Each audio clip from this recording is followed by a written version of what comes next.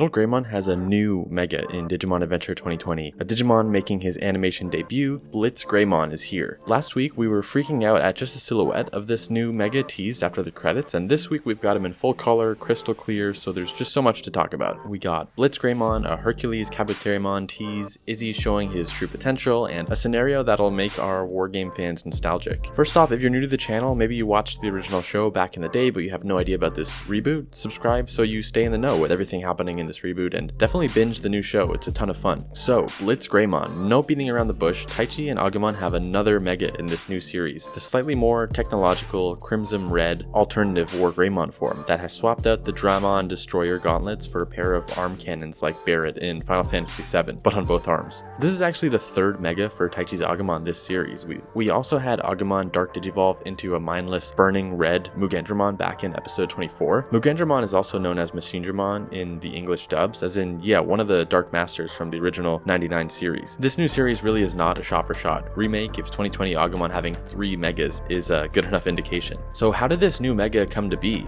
WarGreymon has already been in the picture for about 6 episodes now, and Mugendramon was born from Greymon going berserk one time. This setup was kind of interesting. There was some speculation that BlitzGreymon would kind of be like a middle point between standard WarGreymon and berserker Mugendramon, since Mugendramon was beet red last time we saw him, and the wings on BlitzGreymon's back kind of look like Mugendramon's head. There was another fun theory popping up since last week that, seeing how this episode seemed to be about Izzy, that BlitzGreymon could be maybe a fusion of Greymon and Agumon, since Atler and Blitz have similar color schemes. Of course, neither of these things are based off the card game or video game rules at all, but the new show has proven to us it's okay with bending the rules for its new narrative. Like how TK can have Patamon digivolve to Pegasusmon even without a D3 or a Digimental Digi-Egg. But instead, BlitzGreymon's origins were slightly less intense than either of those two prevailing theories. Izzy describes it like Greymon's evolution to Mega, simply adapting to its surroundings. The team was at a special area of the digital world that served almost like a bridge to the human world, and it was just absolutely flowing with energy. As the team ascended the pillar of energy and light, Taichi's Digivice started glowing and also showing these red sparks, and suddenly it looked like Greymon fell into the energy pillar. For a moment it looked like BlitzGreymon was going to be some kind of dark Digivolution because the red energy looked really sinister, but when he and Taichi emerged, it seemed like he was fully cognizant and completely on our team's side. So let me know in the comments what you think about the origin of BlitzGreymon in this new series. Are you satisfied with Greymon's Mega evolution adapting to its surroundings, or were you hoping for something more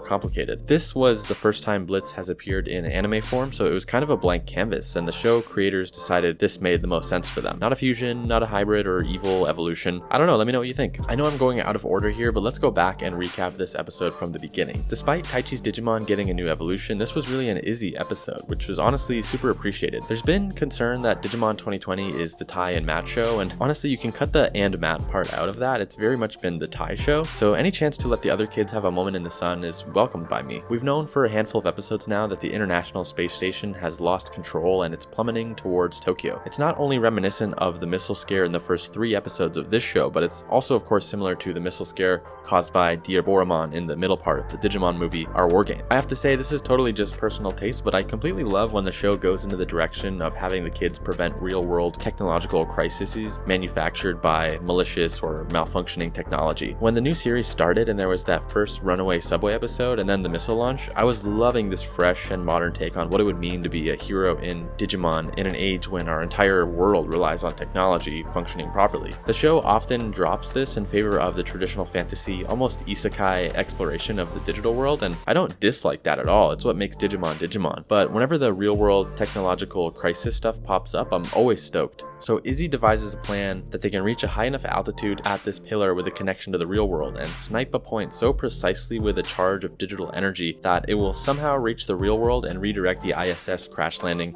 away from Tokyo and into the sea without destroying it. These kids are very, very lucky that there's so much water around Japan. They're always constantly rerouting things into the sea. The current team, which includes Tai, Izzy, TK, Kari, Sora, and their Digimon, all fly up the pillar on their Digimon's backs. Pegasusmon is still here instead of Angemon, and he's carrying not just TK but Kari and Tailmon too, which I thought was pretty great. Without spending too much time on it, Team Sora and Team TK are picked off slowly, leaving Izzy, Tai, and their Digimon to make a final stretch with only a few minutes to spare. Again, something about the countdown just gives me that good nostalgia for our war game. I just need Tai's mom looking at a microwave and Joe writing an exam with 10 seconds to go. Metallife is the big threat for this week. Hopefully I'm saying that right. It's kind of a mouthful. And his presence is what jumpstarts the BlitzGreymon transformation that we covered earlier in the video. Similar to Sora's sacrifice and TK's before hers, Taichi tells Koshiro that BlitzGreymon will handle the fight while Izzy needs to go ahead and complete the mission. We get what I believe is a really strong character moment for Izzy in this moment. Driven by fear, he tells Tai that he's only good for support, that he knows how to support Tai and the others, but he's not really the one to take the lead. It felt like a nice development from the inner struggle when Kabuterimon first reached the ultimate form. At that time, Izzy's laptop was busted and he had to come to learn that he doesn't need the computer to be knowledgeable, and that when people rely on him, they're relying on his smarts, not his laptop smarts. So this episode, it felt like the next evolution of that. His smarts go beyond being a strong number 2. He can take charge, and he already had been for the first 15 minutes of this episode, whether he realized it or not. In a way, it kind of fits with the young adult Izzy that we know from Try and Last Evolution, where he's the CEO of his own company. It's moments like this where he's learning to be a boss, not just an employee. Agumon makes the shot, and the energy blast shares a striking resemblance to Herculeskabuterimon. It's a nice tease, and I'm honestly glad we didn't get Herculeskabuterimon showing up in this episode, because we just got to see BlitzGreymon, and you wouldn't want either one of them being overshadowed, but also because the fact he's not here yet, the fact this is not Izzy's Mega episode, does mean that we're almost certainly getting another Izzy-focused episode. It's always a bit of a bummer when you get a kid-focused episode, because you also kind of know in the back of your mind it means that we're not getting a meaningful character development episode for them for another 10 or so episodes. So since Herculeskabuterimon did not show up here, now we kind of have a guarantee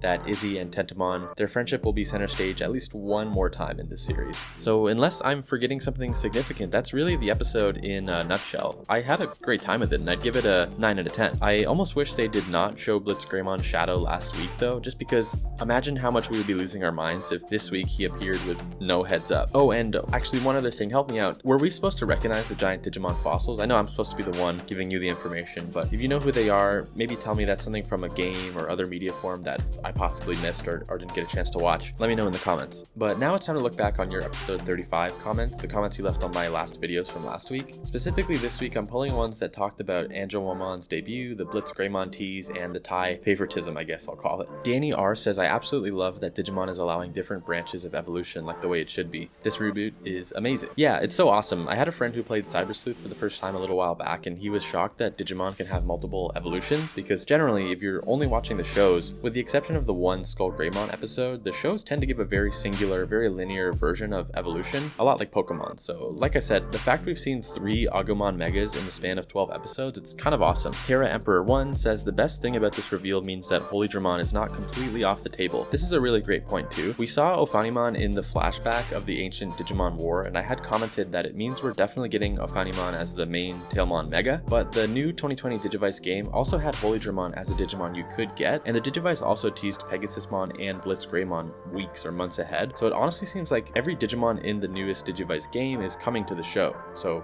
WarGreymon included, probably. Godfrey Graphics says, I would have thought they'd wait until everyone else reached their mega forms before we got BlitzGreymon. Yeah, me too. The order they chose never ceases to surprise. After all, this is the show that gave us Omegamon in episode 2. We also saw the Herculeskabuterimon tease before Matt's BlitzGreymon, so could Matt be getting his mega later than Izzy? I just kind of assumed he'd be second. We also saw that next week is going to be a Mimi-focused episode, so Matt is really nowhere to be seen. He's kind of MIA. The Axeman says, Agumon is my favorite Digimon, so I was looking forward to this episode the most, and it didn't disappoint. Totally, I was also really happy with this version of Agumon's debut. It was a little funny that it took place underwater since she's not really like a water-based Digimon or anything, but the way it came about, really as a two-parter about Hikari and Tailmon's relationship, it was really strong stuff. Hikari also felt like the first human to really teach her Digimon about themselves. Usually it's been the Digimon teaching the kids to be brave or whatever, so I really like the kind of role reversal that happened with Tailmon and Hikari. So like I said, next week is looking to be a Mimi episode. I can't imagine we'll be getting Palmon's Mega next week, but anything is possible, clearly. Matt is MIA, so I really want to check in on his character,